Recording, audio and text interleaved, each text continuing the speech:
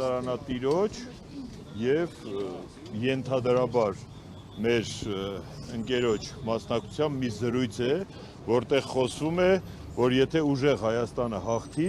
դուք կունենաք պատվերներ, դուք կունենաք շատ աշխատանք։ Եվ դա դիտվել է որպես ընտրակաշառքի խոստում առանց հաշվի առնելու տվյալ գործարանատիրոջ տնտեսական հզորությունները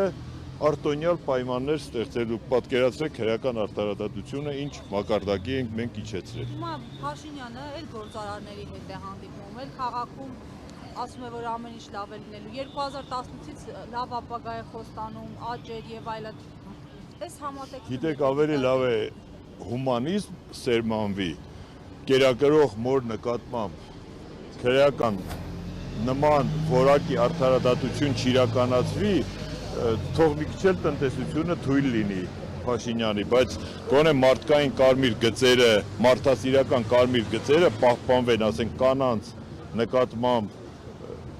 երեխա մայր կանանց նկատմամբ, ով կրծքով կերակրում է իր երեխային եւ ժամեր շարունակ հենց հիմա հարցաքննության մեջ պահել ու նման մեղադրանքով կարծում եմ շատ ամոթալի եւ զավեշտալի է։